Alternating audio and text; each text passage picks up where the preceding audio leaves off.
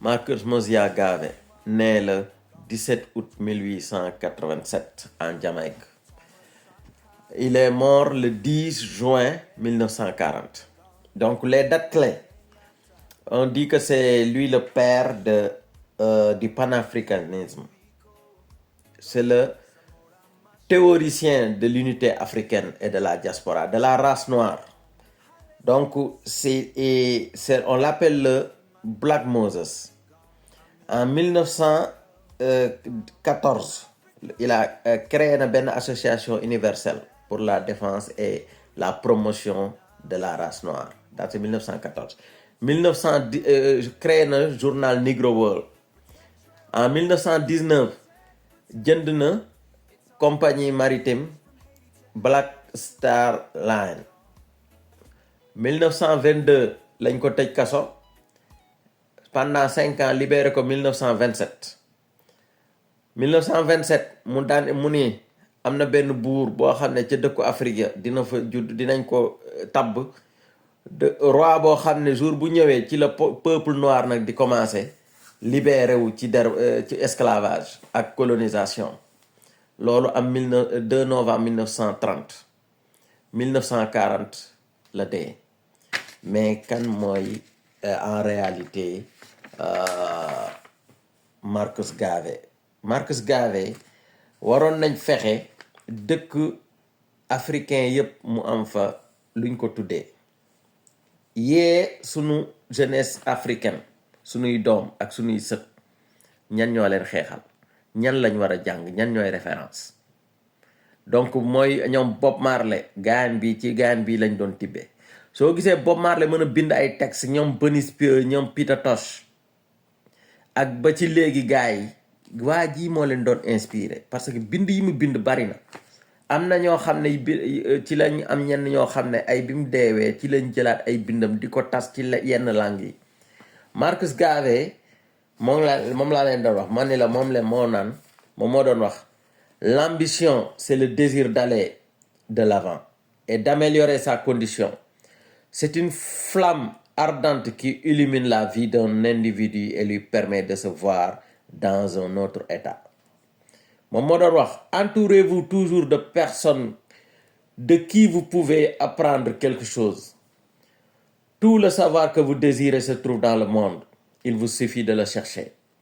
moo ngi doon wax feneen votre ennemi, voir votre ennemi et le connaître fait partie intégrante de l'éducation de l'homme. déglu leen wax ji mu ni voir votre ennemi et le connaître fait partie intégrante de l'éducation de l'homme. moo ngi doon wax feneen n'oubliez jamais que l'intelligence gouverne le monde et que l'ignorance en porte le fardeau. moo ngi doon wax feneen ci beneen téere mu ni abandonnons l'idée absurde de rester passif en attendant que Dieu fasse tout pour nous. yàlla bay sa tool moo ngi noonu. mu ni je suis convaincu que vous vivrez aujourd'hui de manière à réaliser que vous êtes maître de votre destin, maître de votre sort. Si vous n'aviez pas confiance en vous-même, vous êtes 2 fois vaincu dans la course de la vie. Si vous n'avez pas confiance en vous-même, vous êtes 2 fois vaincu dans la course de la vie.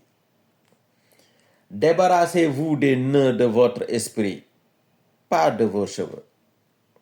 Est-ce que dégg nga wax ji?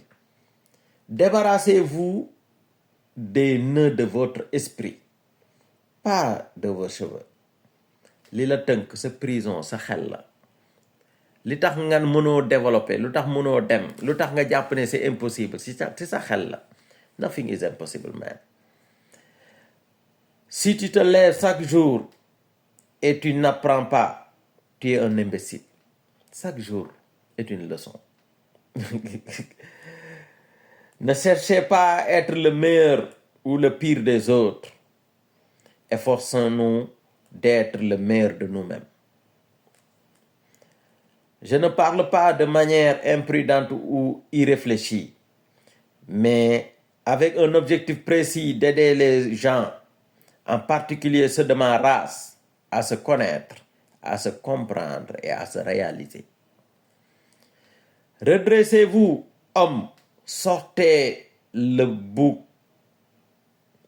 et placez vos esprits parmi les étoiles. Ne laissez personne vous abaisser, ne laissez personne détruire votre ambition. Car l'homme n'est que votre compagnon, votre égal. Il est votre frère, pas votre seigneur, ni votre maître souverain. Ey waa jile nee na nit du yàlla de àndandoo la rek nooy nit ay garabam nit àndandoo la bu ko def bu ko jox place yàlla bu ko jox seen ñoom gis nga rastafarisme gis nga de ñoom si seen diine nit la nit kenn du ko jox place yàlla nit dong la. L'homme blanc a réussi à dominer le monde en imposant sa façon de penser. Sa propagande l'a rendu maître et tous ceux qui l'ont adopté en sont devenus ses esclaves. Waaw parce que der bu xees bi daf la ñëw imposer la dundam imposer la ni muy xalaate nga jël ko mu daal di lay noot parce que yaa ngi bëgg a nekk mel ne nit ku xees tout le temps yaa ngi bëgg a nekk tubaab te tubaab bi tànkmaa yaa ngi bëgg a mën a nekk mel ne moom moo gën la mën a noot. Votre esprit est votre seul maître souverain. Celui qui ne parvient pas à le développer et à l'utiliser est voué à être l'esclave de celui qui sait s'en servir.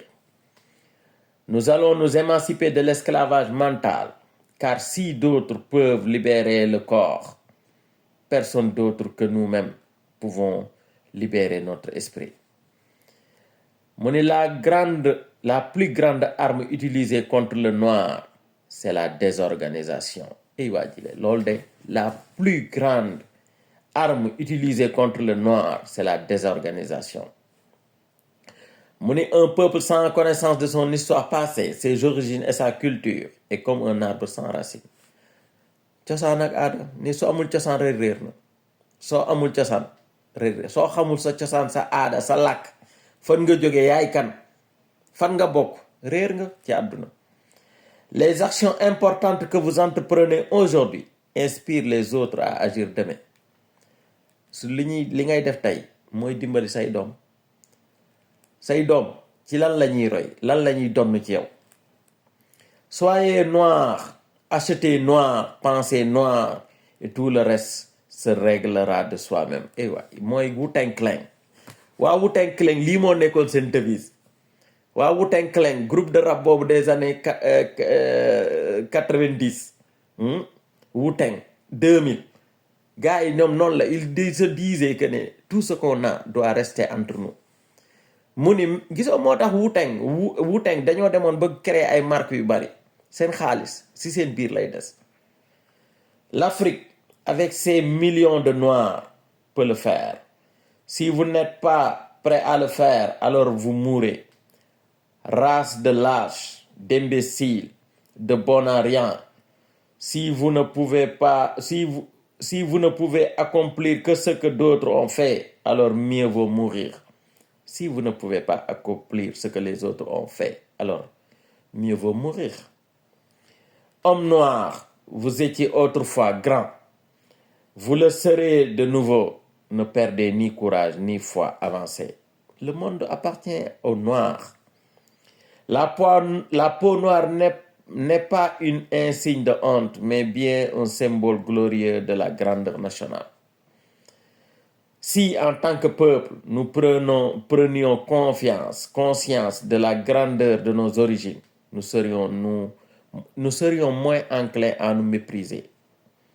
Gars yi Marcus Garvey wax na waxati ñun ñoo ci des on est désorganisé dañu bañante suñu biir on se déteste tey kenn kuy rey noir ni boppam lay jël fay ko wala neexal ko wala siiñ ko rek foo gis noir yi siiñ rek merci jërëjëf oui gars yi